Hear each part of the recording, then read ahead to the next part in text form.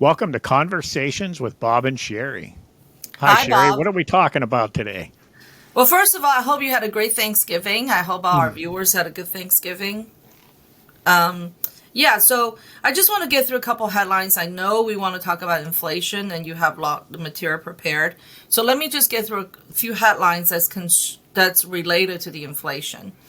Number one, over Thanksgiving weekend, we found out the Biden administration has given Chevron permit to restart drilling in Venezuela, and to basically have you restart their oil sales. And just understand that Trump administration sanctioned Venezuela for their dictatorship government and a humanitarian reason. The other headline is looming right now is December 9th is the deadline for the railroad negotiation.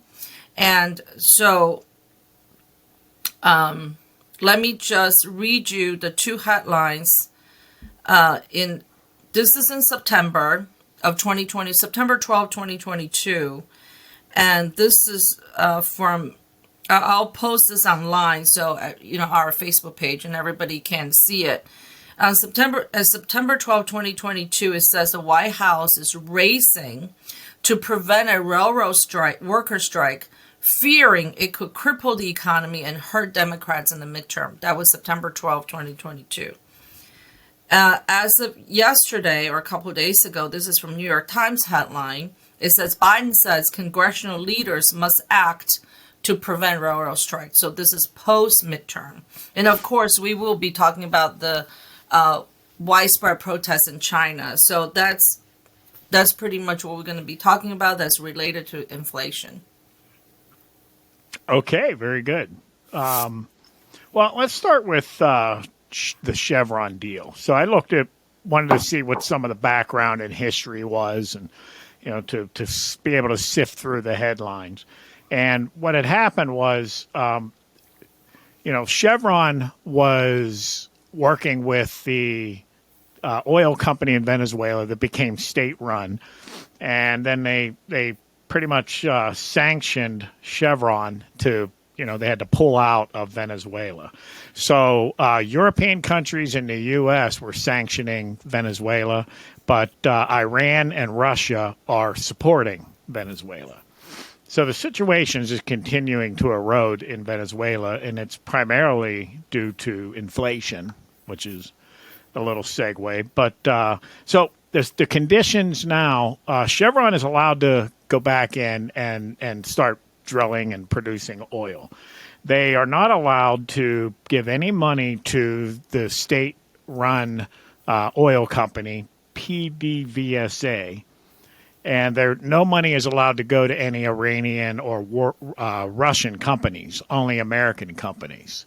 And they're limited to sending the oil that they produce to the USA. So even though the Biden administration says this has nothing to do with our need for our gas prices and our need for more oil, it certainly does. I mean, but Let me ask you this: you just said that they're not allowed. They're not allowed to send any oil they produce to the USA. no, they're only allowed to send it to the Only USA. allowed. They can't Okay. send it anywhere else. And you're saying that they're not going to be allowed to pay any money to the state-owned oil company in Venezuela. Right, right. In fact, that oil company owes that was a joint venture prior between Chevron and PDVSA, Okay. and they're not allowed to bet. Now, PDVSA apparently owes Chevron billions of dollars. They have debt to Okay. Chevron, so they're allowed to pay Chevron, but Chevron's not allowed to do anything to benefit them financially. Well, that's all well and good, but how are we going to track exactly where the money is going, how much oil was drilled, and where are they sending it to? Is there Yeah, anything in place for that? I don't know. I mean, other than normal accounting records and things the companies keep, I don't know if there's anything special. Yeah, that's like the Iran deal with the nuclear weapon, you know.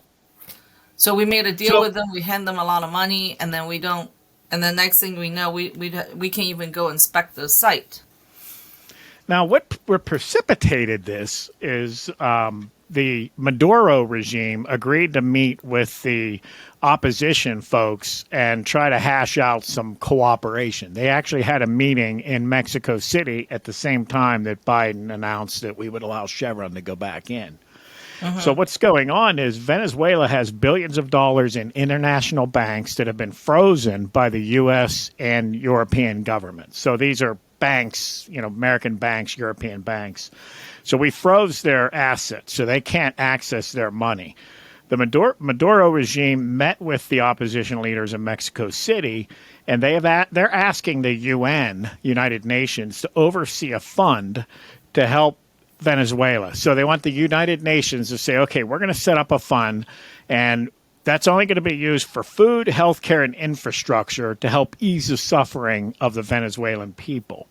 And so, but they want this money that's frozen to do it. So what they're hoping is they can convince the U.S. and Europe to allow the UN to now divvy out this money to Venezuela for these particular humanitarian needs. But wasn't the frozen the asset and try to squeeze them is to squeeze Maduro government out of power, and Right. and then when people hit rock bottom, it's kind of like what happened in China right now. Everybody rises even though there's a danger to their life, but that was the whole point of it all.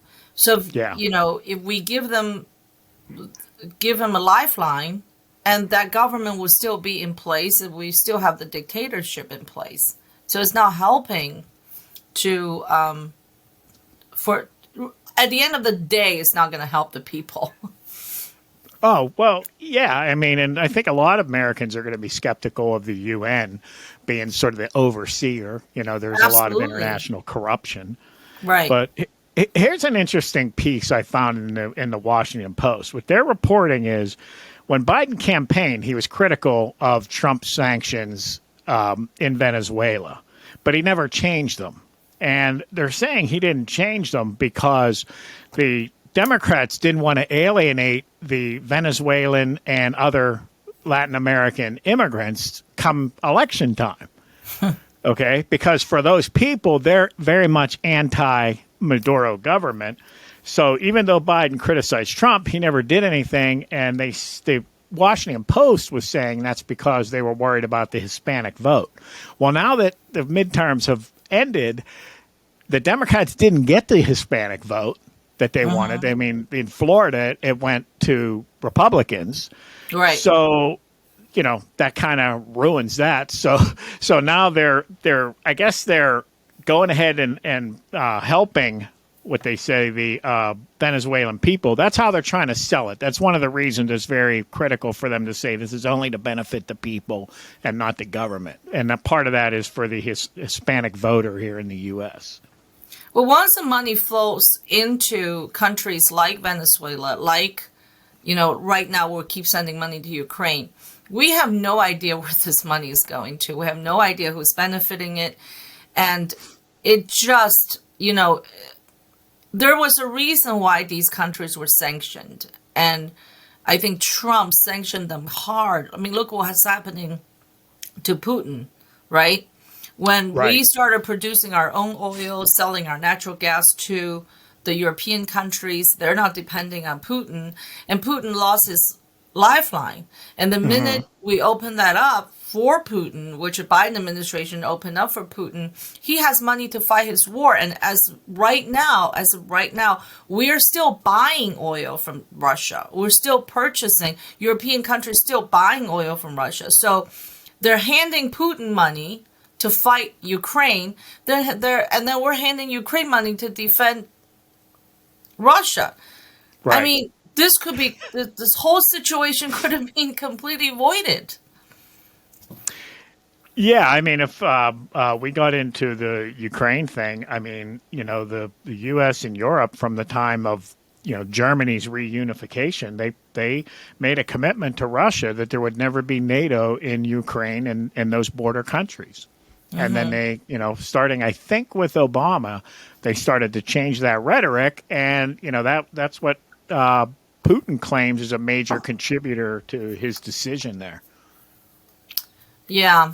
I mean, it seems like everything is political. If you look at those two headlines in September, where the White House is racing to prevent a rail strike, now after the midterm, he's like, okay, it's the Congress problem. You guys take care of Right. it. It's Well, I all mean, about the election. elections are so frequent in the U.S. and the American people are so polarized that, yeah, I mean, every single thing that, the White House does and even Congress there's political motivation. You can't avoid it. There's a big politics behind every decision, every action. Right. And coming off of Thanksgiving, this is all contribute to the inflation. We went to get turkey from Aldi's. Last year turkey was 99 cents a pound. This year was $1.79. So Right. almost doubled. And sweet peppers, I go shopping for grocery and we go to Aldi's and you can see how the prices all change.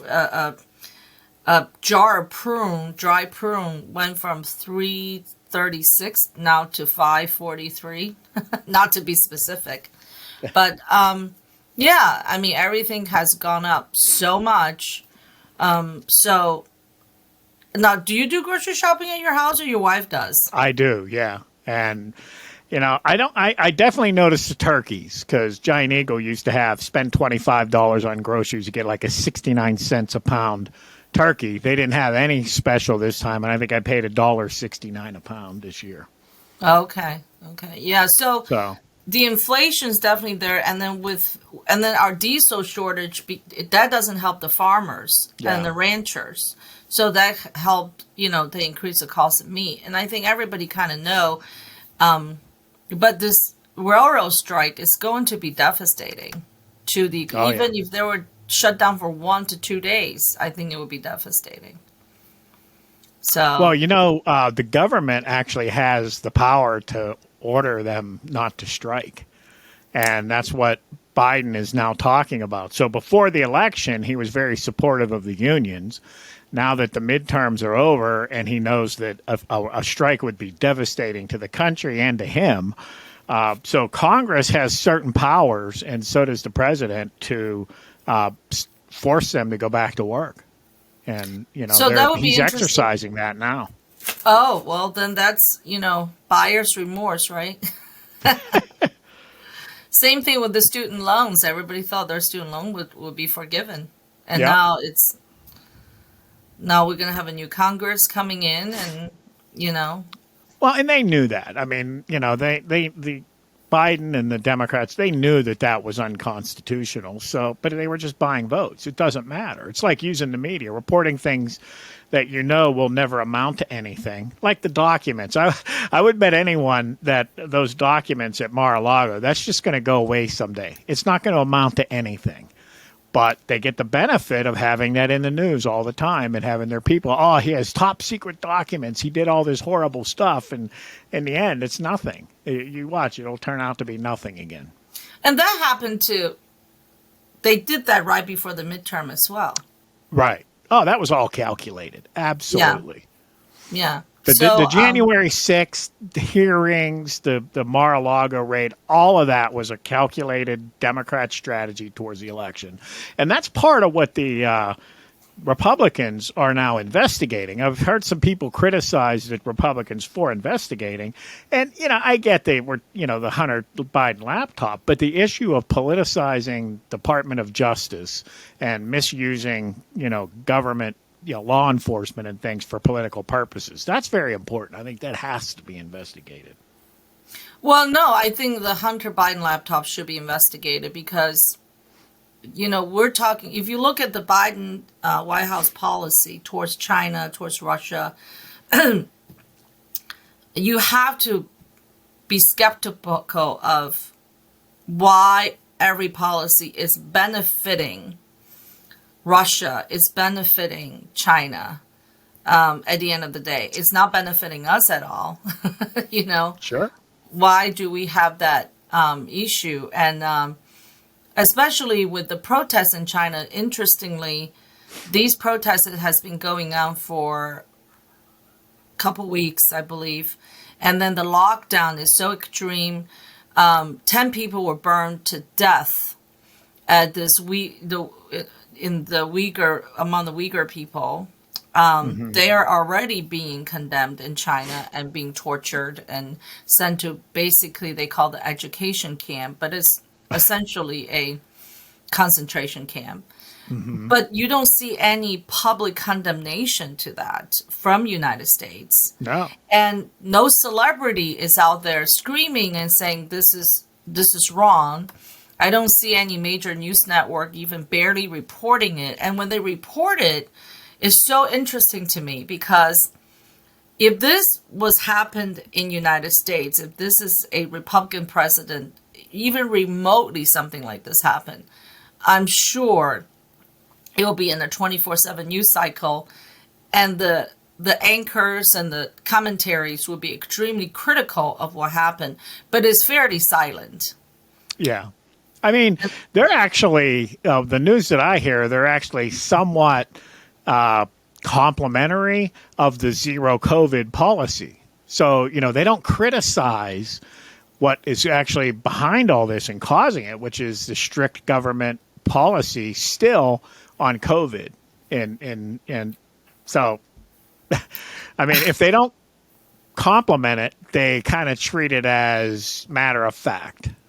Yeah, they treat it Oh, as the a people matter are of fact. upset because of China's zero COVID policy. And then they go and tell you how some of that was a success and how they did such a great thing over here. But, I mean, part of the problem is that the zero COVID policy prevents a lot of the population from ever being exposed, so they never develop immunities. It's a trap.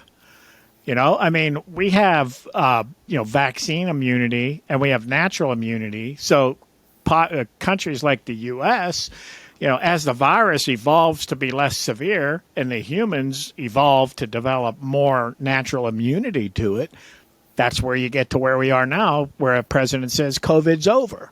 But in China, may not be over. It may actually be that they're more susceptible to it because they've been so strict. I think people overlook why they are so strict with the zero COVID policy because I grew up in China, and my father's generation, my grandfather's generation, you have to understand, China was a poor country. You talk about viruses and sickness, and this is not the first time China had a virus that spread over the country. Why is it that no one ever cared about it before and say, and especially with China, we have 5,000 years of developed herbal remedies and home remedies, and you have the Western medication.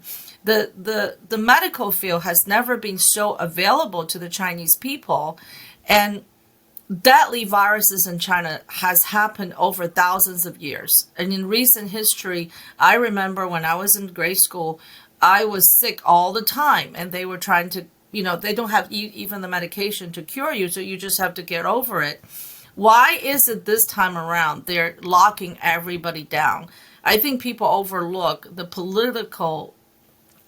politics behind it. When Xi Jinping announced that he is the president for life, there's a lot of opposition. And in order to control the population, COVID is nothing but a way to control the population. But I think he went a little bit too far.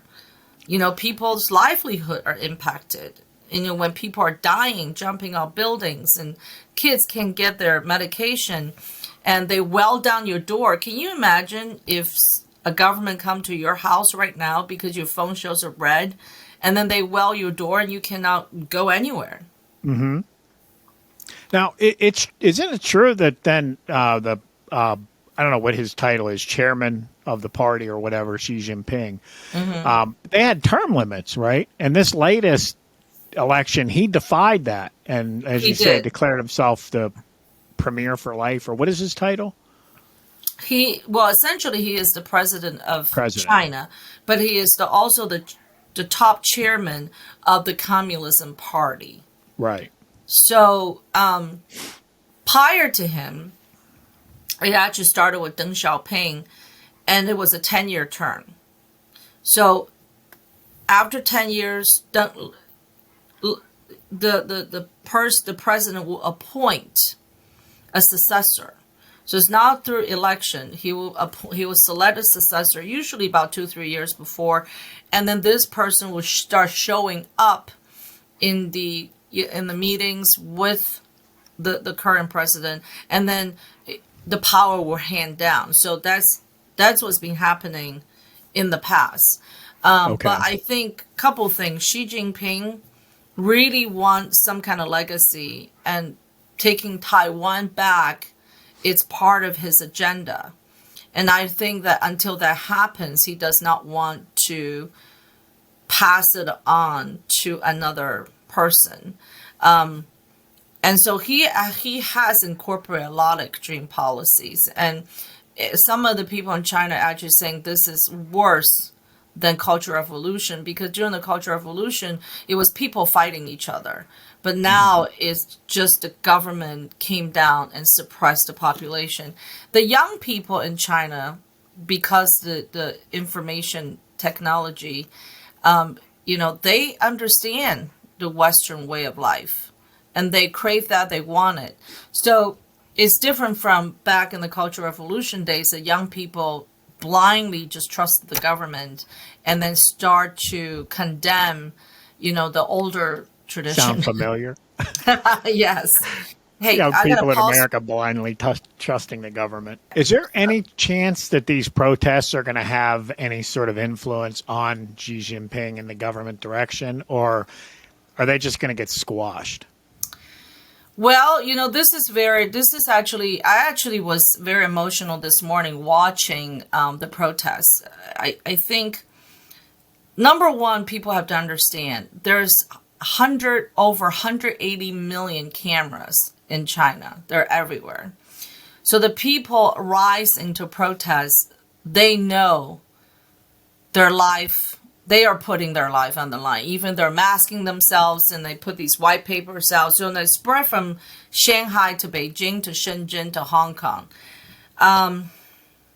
Would it change his mind whether it's going to be squad or not? He has complete power over the police and the military.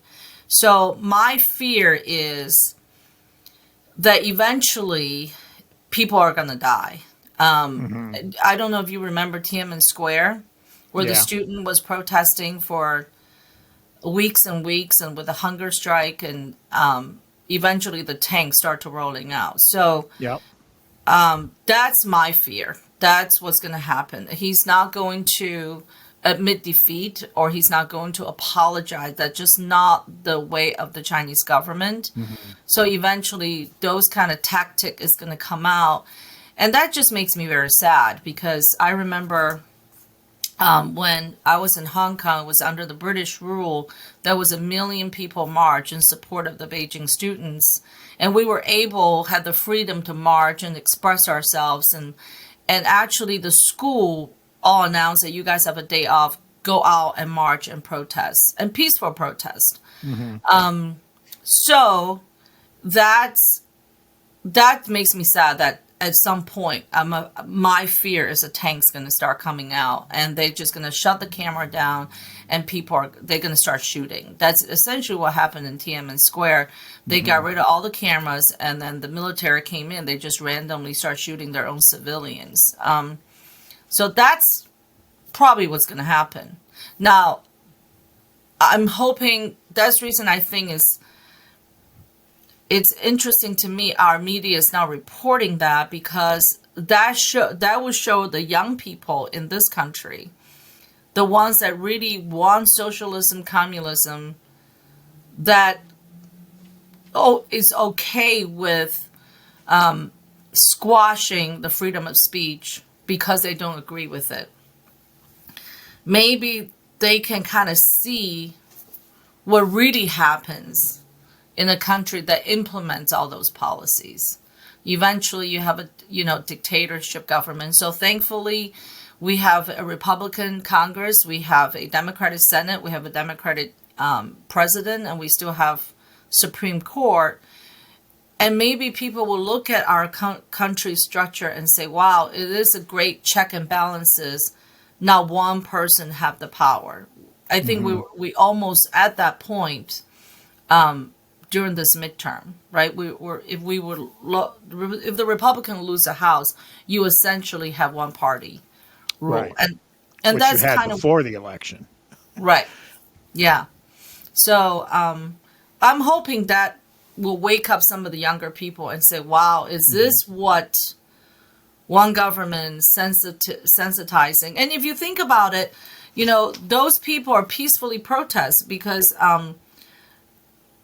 during the Trump administration, you remember there was protesting in Hong Kong. A lot of students were protesting, flying the American flag, and essentially those students were arrested, and we don't know where they're at. Most likely they're in a labor camp in China. And versus in our country, the kids are out there, the Antifas, and they were out there banging on drums in neighborhoods, destroying storefronts. And there was actually a law protecting, and it was violent protesting, right? So versus peaceful protesting, people were arrested and thrown into camp. I mean, a lot to think about, I mean, it's going to depend how young people here view it is going to depend on how it's reported. I mean, if Exactly. it could easily be reported as like when we had COVID going on here, anyone who protested restrictions, masks, vaccines were treated as extremists and anti-science. And, so they were the bad guy and the government were the good guy.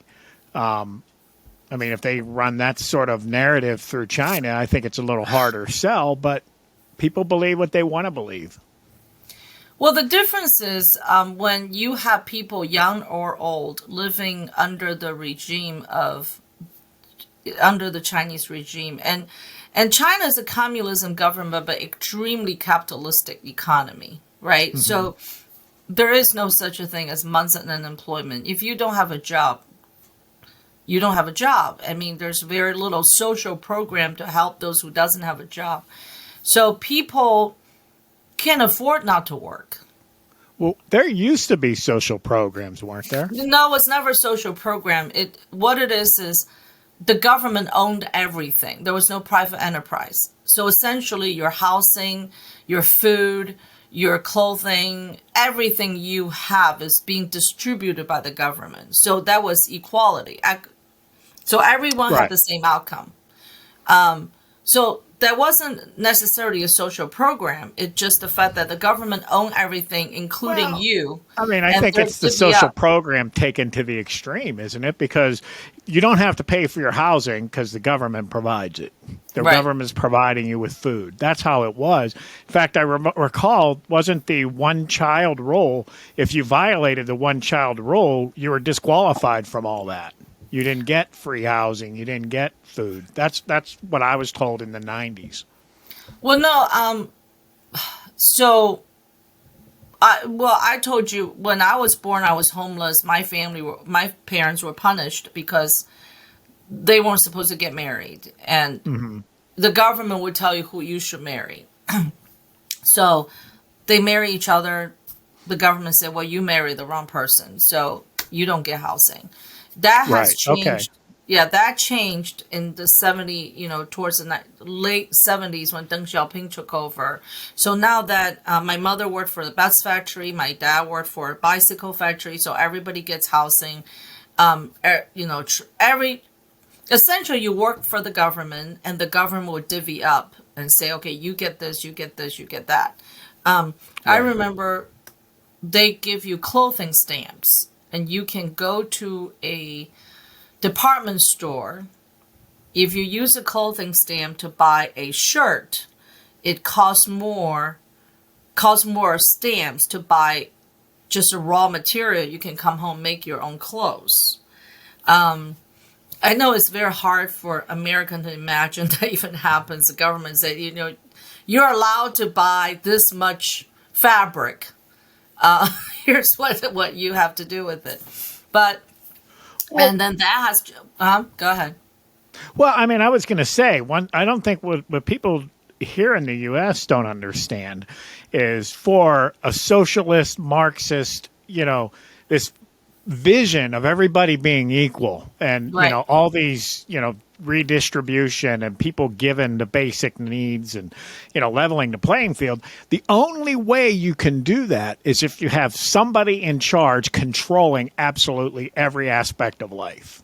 That's So you exactly what have to happened. have a king. You have to have an authoritarian, totalitarian government, party or group, because human beings are never going to self-regulate like that.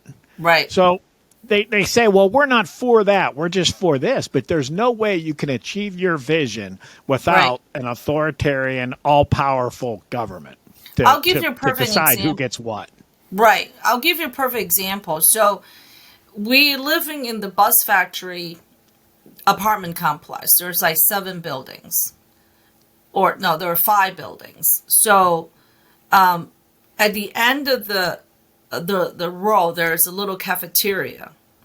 The cafeteria is owned by the bus factory, and every morning you go to the cafeteria, they will ration you or distribute to you X amount of food. So every family gets X amount of food by the government.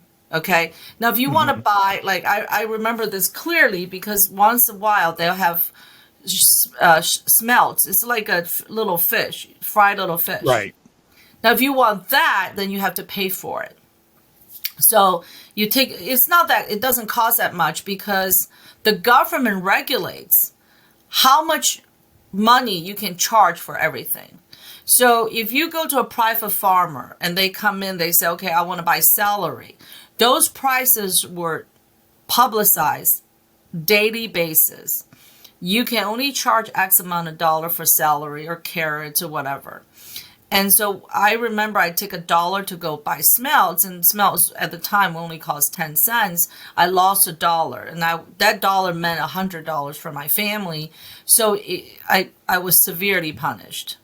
But we only got what we got. So that's how it worked in at the time, and then when I was scoring well. Now it got better as we moved to Hong Kong, and then China started open up, and then they start joint venture with foreign investments to create semi-private industry, and that has been happening.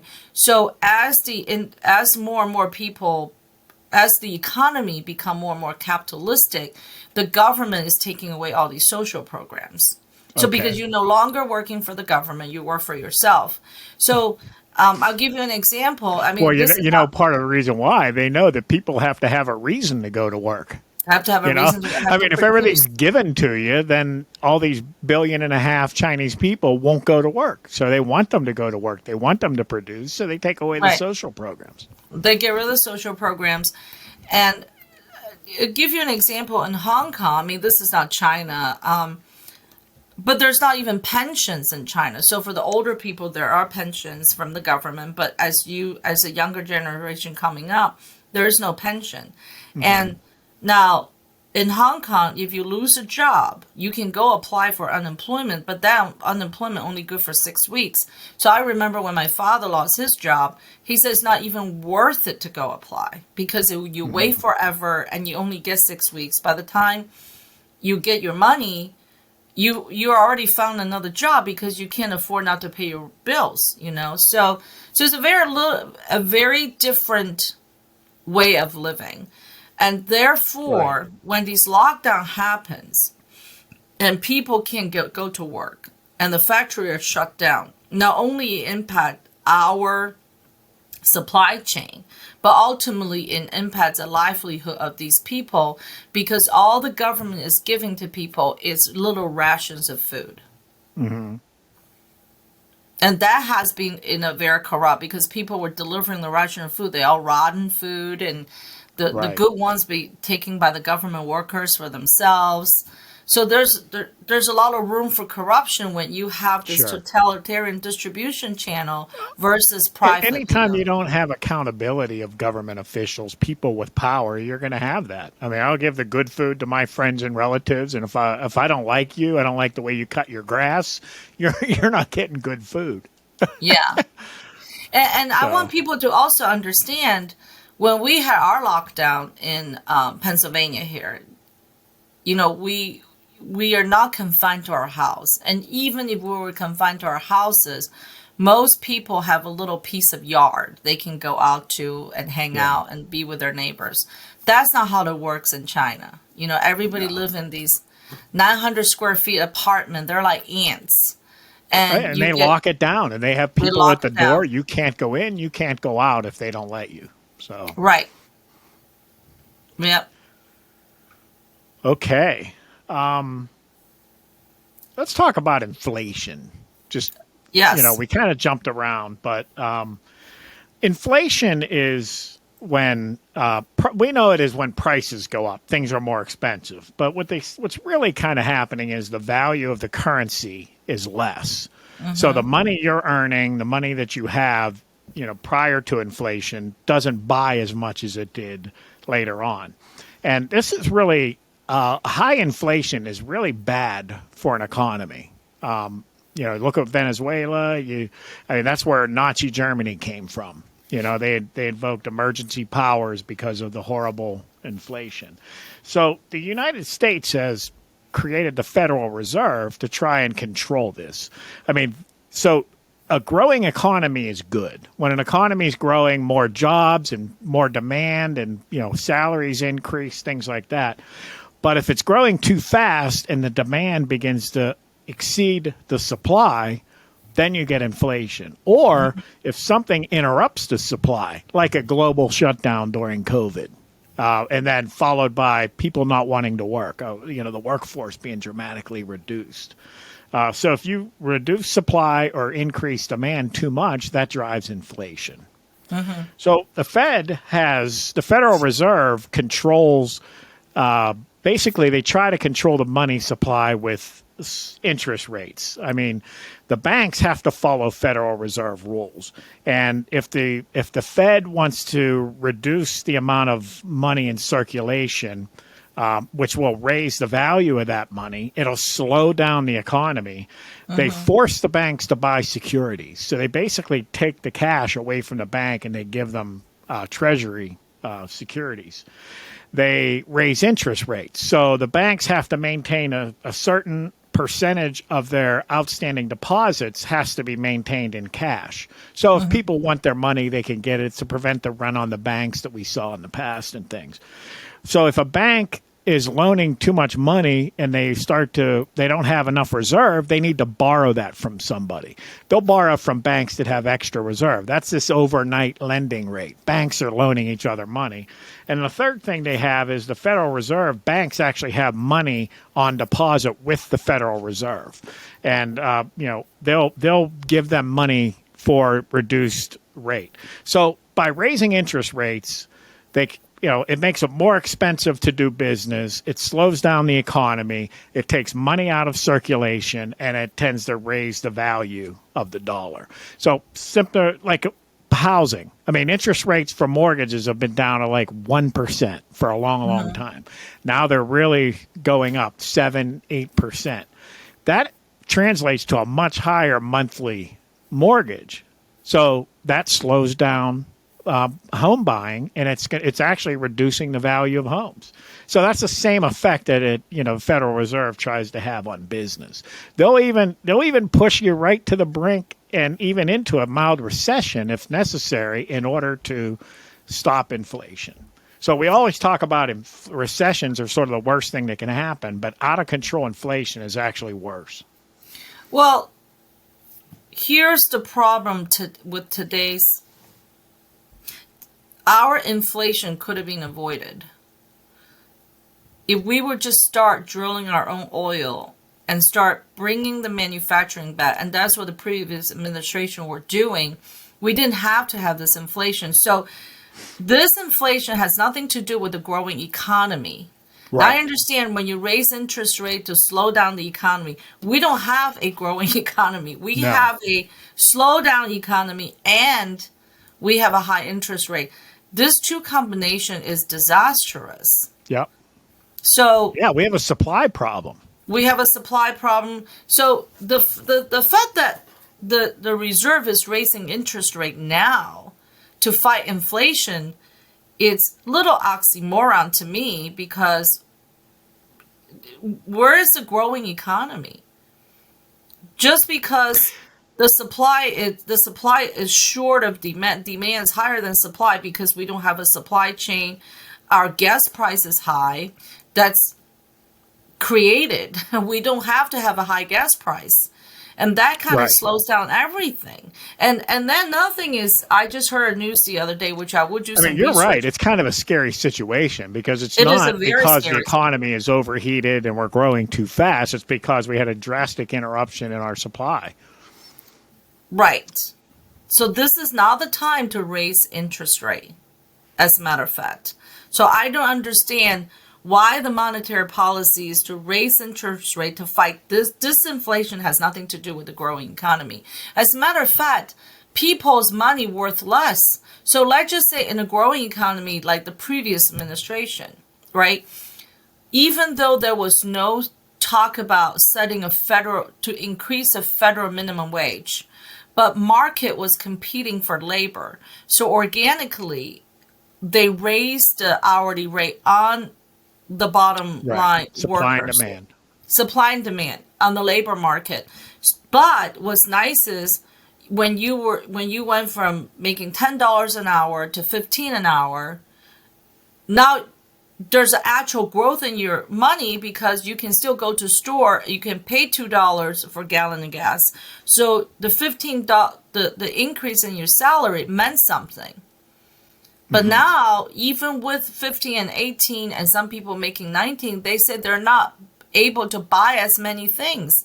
Now, Right. what happened to the people that are retired? They're on a fixed income. Yep. Yeah, it hurts them the most. That's why I thought it was so interesting to me when towards the end of the campaign and the midterm, Democrats said, "Oh, the Republican want to kill Social Security and want to kill this." What happened to majority of the retirees, such like somebody like your age, they probably have their 401k and their Social Security coming in, but those are all on a fixed term. But yet, your 401k for a lot of people has taking a nosedive. They're worth half than what they used to be. So how is that benefiting retirees? Well, let me ask another question. How does the Inflation Reduction Act reduce inflation? They already told you it's not going to once it passes. Who told you? No, The Congressional Budget Office, everyone that's looked Congressional at it, Budget it's Office, not. the White House, after they passed the Government inflation, spending will not reduce inflation. government spending actually helps inflation, right? It Usually increases government it, yeah. spend when we have a slow economy, that's when government will pour money into the economy trying to buy up goods to Right. help drive up the prices. That's in a slow down economy. So we have three trifectors here. We have a supply issue, we have government throwing money into the economy, and we have people raising interest rate. This is not a good combination. This is actually a very dangerous combination. Not to mention, we owe $1 billion to China. And we're empty our oil reserves selling to China. It's not helping our people. I don't understand why we're selling oil to China Yeah. out I of don't our know either. reserve. That's a national security issue. So the Inflation Reduction Act rate creates a 15% minimum corporate tax on companies with $1 billion or more of earnings. Okay. So, yeah, I don't know how that helps inflation, but how does that help increase supply? So basically, what that means, the way the tax code was written, they say that these evil companies aren't paying their fair share, but the reason it is the government has a tax code and they put things in place to incentivize the company to do things that help the economy and help society. So R&D tax credits and things like that. That's how they reduce their tax burden, by spending their money in a way that the government has decided is beneficial to the economy and to they can hire society more as a whole. people. So what you're Right. just So saying they've taken is that away and Yeah. said, tax accounting goes out the window. We're going to look at your, book accounting, and whatever earnings you report to your shareholders, your tax has to be at least 15% of that. So whichever's higher, the old way or the new way, you pay the higher of the two. So Amazon just laid off 10,000 people. Facebook laid off Right. 11,000 people. Then the corporation will always figure out a way to go around the tax code. What they're going to do is they're going to reduce their workforce. They're going to have they're not incentivized to make more money then. They can keep their cap under a certain amount to pay least amount of taxes possible. How is that benefiting the economy? When you're laying off 10,000 people, where are they going? I mean, they say it's only going to affect less than 150 companies, but Amazon probably would be one of them. And that's They a already good laid point. off 10,000 people. So 150 companies, the largest corporation in the United States, that employs probably hundreds of thousands of people, that hundreds of thousands of people pays their taxes. I don't understand why they talk about corporation as if this is one individual. Corporation has tons of people. They're employed, and the corporation pays for health care. Corporation matches your 401k. They pay employment taxes. They pay sales taxes. I mean, corporation is not this one person. Corporation is, Well, and you made a great point. Most of these companies are public companies where there's a lot of 401k money and things in there. And, when their earnings go down, their stock price drops. Right. It's a ratio of earnings per share. Right. And, it's 150 companies. Imagine if every company lay off 10,000 people, 150, let me just do a quick calculation, times 10,000. That's 1.5 million people potentially could be laid off. Yeah. And that's not going to help. No. So, there's another it has prescription drug price reform. I guess basically Medicare can negotiate prices now, and there's a cap on out of pocket. I don't see how that helps inflation, but they've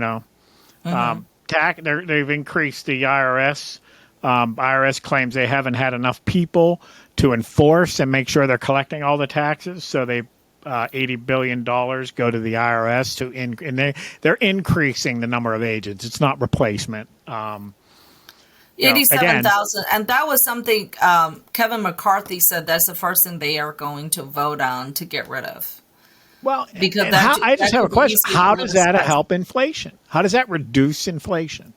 It doesn't. It just Affordable Care Act. So the Affordable Care Act subsidies, where people have low income, the government subsidizes their health care through the Affordable Care Act. That was set to expire. And they extended that through 2025. So, I mean, you can look at these things and say, okay, that's the right thing to do, but none of it's going to reduce inflation. And the last one is energy security and climate change investments. So, hey, I'm all for tax incentives. If you want me to buy a solar panel, then give me a tax break on it. But, you've just told me that raising the tax revenue through the corporate income tax and IRS enforcement is going to help the inflation, but now you're giving me tax breaks. So I personally think it should be illegal to name something that has something that has nothing to do with what's in the bill. I mean, there's no inflation reduction in the Inflation Reduction Act. None. I think it will be an Inflation Reduction Act if there's incentive they will restore all the drilling, restore Keystone Pipeline, start increasing our refinery permits because we don't have refinery. That's why we have diesel shortage. This has been going on for years and years. They're slowly reducing our refinery. And we need to bring our manufacture back. Especially critical manufacturing. I mean, that's something we should know. But because of the pandemic, is the country should be able to stand on its own 2 feet if the rest of the world decides to lock down because of a pandemic. And we need to revisit our pandemic procedures and never do what China did. The whole world followed China, and we're not China. We can't do that. That doesn't work here. It doesn't work. And China have 1.5 billion people, and China can stand on their own 2 feet because while we're fighting wars all over the world, China spent 2 decades investing in Africa. And Hmm. they own a lot of farmlands in Africa, and so now they have an outside food supply besides China themselves. So Right. if the rest of the world falls apart, China can stand on their own 2 feet. But Hmm. give you an example, we are just a few days ago. I saw a headline. We have because the RSV, COVID, and influenza is overwhelming the hospitals. Now we have an antibiotic shortage, Right. antiviral shortage to treat patients. You know, we're United States America. We are not a third world country. And where do all our antiviral being manufactured? China and India. Yep. Absolutely. I mean, I feel like we're a Caribbean island, because we need other people to keep us going. We can't produce everything that we need. Right. And I Uh, think if they would call this Inflation Reduction Act, it's giving people tax incentive to open up critical manufacture in the United right. States. That would You will immediately have a stock market bull market. You will see all the investment coming into the United States. I've never heard that increasing tax burden to corporation or to business will help to grow the economy. All you do is to Right. reduce the economy, and because there's no incentive to make as much money as you can or growing your business, there's no incentive of that. Yeah. And that's what drives an economy, that incentive. Yeah. So Now I want to Singapore, address, go I'd ahead. like to address, when we talk about Biden increasing oil prices, because people will defend that and say, well, he can't control that. It's a global commodity, and shutting down the pipeline didn't do anything because it wasn't going to be online for such and such a time. But what those things miss is commodity prices are based on what's going to happen in the future, Right. just like stocks. Okay. Yes, the today affects it, but it's really you're investing in what the future growth of that company is going to be. And the same with a commodity. So the reason fuel prices increased before Russia invaded Ukraine and it went worse when Russia invaded, obviously, was because of Biden, basically his rhetoric, shutting down the pipeline and the different things that he did. That sends a message to the global commodities market that the United States is reducing their supply. They're no longer committed to producing as much energy as they can, and that's going to raise commodity prices. That's how it works.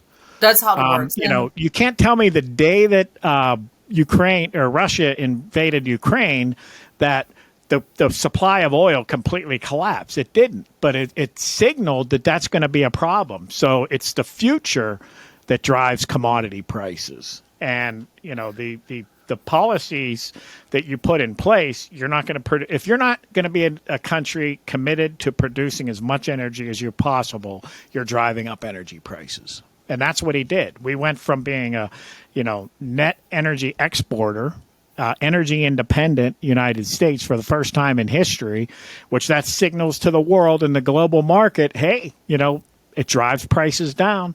As soon as Biden comes in and starts undoing a lot of that, prices go up, and then they go up again when Russia invades Ukraine. well, this whole climate change thing, I have to say. So if we're going to depend on solar and wind, right? And I know you just put solar panel, purchase, but we live in Pittsburgh, Pennsylvania. How many Right. sunny days do we have? I mean, solar probably work well in California and Hawaii. And what about wind? I mean, how often do we have strong wind in this area? Now, if you go to Oklahoma and Texas, but one tornado can uproot all those windmills, So it is it's not practical to say, and climate has been changing for millions and millions of years. Yep. Notice they went from global warming to climate change. Climate always going to change. We can't Right. control it. Now, in the 70s, they were warning us of the coming ice age. So, Right. I remember, I've heard of that. Ice age, global warming, now climate change. Climate change just encompasses everything. It's just like COVID. I mean, the problem with environmental policy, they say science, science, science. It's not science, okay? You can't put in government, you can't do policies that affect human rights and things without considering ethics and law. And the same with environmental science, okay? Environmental science just tells you what might happen, okay? That doesn't dictate financial policies and things like that. It's not an either or. You can't shut down fossil fuels and jump over to, renewable energy. As you just said, it won't work. But No. what you have to do is allow the renewable energy, electric cars, solar, allow that to kind of take off and grow like any other industry would. And when it makes sense, it'll start to displace. And if fossil fuel supplies become a problem, then their prices will go up, and that'll help fuel more. So you just naturally start to transition over. That's how it's supposed to be. That's how Well, what charges a technology battery? changes. What charges a battery for Tesla? Oh, well, coal. That's right. Yeah, I mean, Right. coal-fired energy. Yeah. And you know what? This whole big thing of pushing electric cars is really benefiting China, right? Because there's a certain mineral you need to put these batteries together. Right. The Yep. solar panel, the push of the solar panel, it's all benefiting China. So that's These are- what I'm saying. It's These are all these limitations and problems with those sources of energy are the reasons why you don't want to jump in all at once. But it doesn't mean you don't pursue them. I mean, you right. do. You pursue them. Well, I know we are. But I mean, that doesn't get votes. If somebody says, "Yeah, we're gonna incentivize solar, and we're gonna try to do things, but we're also gonna continue to develop produce as much energy as we can through fossil fuels," nobody votes on that. Because majority of the voters in United States, they just don't want to look deeper into the issue. It's almost No. like if you're in the Democratic Party, you think my party is good and I don't want to look into anything. If I'm in the Republican Party is good and I don't want to look into anything. So nobody Right. really looking deep down the problem and analyzing what is good, what is actually good for me. I mean, people Right. has to get into that. And I know it's about an hour, but you just said, it triggered me to think of something. You were saying that we're jumping from natural energy to renewable energy and not understanding what the consequences and what the results is. I just want to quickly, Right, and that translates into cost. So everything you try to do, there's a cost to it. So how fast, and the things we do on the renewable side should be cost weighed. What's the benefit versus the cost and the risks and things like that? That's how life works. remember Sorry, go ahead. the solar company when Obama was in office, what it calls Solyndra. Solyndra, that was $50 billion disappear in the thin air. Yeah. And Yep. nobody investigated. Nobody know where that money went. The company just disappeared. Right. I'm totally against that sort of thing. Yeah. Tax credits, fine. Give consumers tax credits for solar. That's great. You want them to buy electric cars? Give them a tax credit. I'm all for that.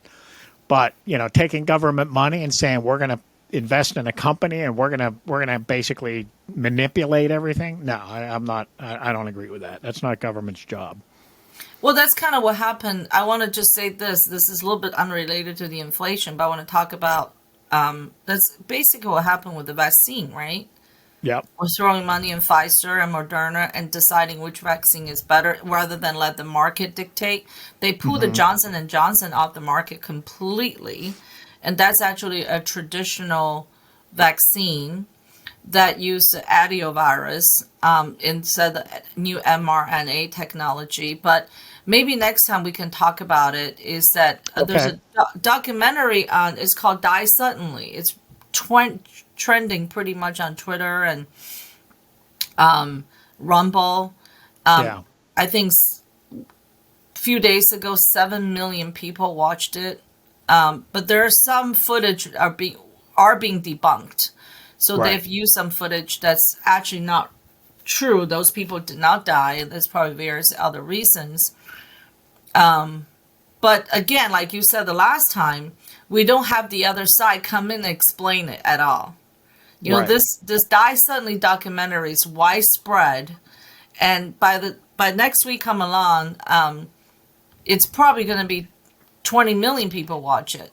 But you don't Yeah. see the government come out and say, look, break it down and explain to the public what's happening. Yeah, Yeah, there's well, I no. think that'd be a great topic. I've watched part of it. Not, I still maybe a half hour. I still have more to go. Okay. All right. Well, Hey, next let me week we recap have. real quick Go since I ahead. prepared it. Recap real quick the railroad issue. Okay, go Okay, so ahead. apparently this has been going on for a couple of years, and it's they basically offered the railroad workers a 24% pay increase, but the outstanding issue, 4 out of the 12 unions, and they represent the majority of the railroad workers. Their Mm-hmm. problem is how personal sick time is used. So right now, the paid vacation is 3 weeks on average, 5 weeks for more senior people. And they have 14 days a year combination holidays personal time.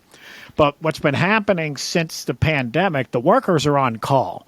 Okay, there's a huge demand in the railroad industry to move product because of the disruption that we had. So workers get a call. They need to report to work within 90 minutes to 2 hours. They call them. They don't know when they're going to work. They call them up, say you need to be here.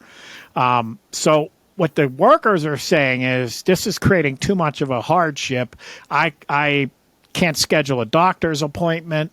If I do, then I have to cancel it. And one guy died of a heart attack. They claim if he had made his doctor's appointment, he might not have died. But the way the one company, and I guess they're all doing it, but BSNF has a points attendance policy. So you get 30 points. Okay. So every time you don't report with this 90-minute to 2 hour notice, you lose 5 to 25 points, depending on what day it is. A holiday or a weekend, you lose more points than you would on a day that it's easier to get people. Okay. So they value the days. If you hit 0 points, you get a 10-day suspension. After your 10-day suspension, you get 15 points added. If you hit zero again, you get 20-day suspension, and third time you can get fired. So they're saying this is too harsh, too strict, and we need to get rid of this. We need to give people the ability to, take off if they get sick or if they need to go to a doctor. And I see the sick point. I mean, the doctor visits, if they have a lot of vacation and personal time, they could schedule that. But so apparently, if you have an approved vacation, you're off call. You don't get called. So you can use your vacation time. The problem is if somebody just gets sick and they get called, they have to go to work, or they're in a process where they could lose their job. That's what they want. Okay. Well, that was very detailed. Thank you for that. But Real quick, couple quick things I just want to say. Virginia Representative Donald McAkin has passed away. So there's going to be a special election, and he is a Democrat. He passed away fighting a colon cancer, I believe. And this is an okay, interesting headline. I just my friend sent it to me this morning. You know that, but in the Biden administration, there's a person named Sam Brinton. He is a deputy assistant secretary for spent fuel and waste disposition at the Department of Energy. He is a non-binary.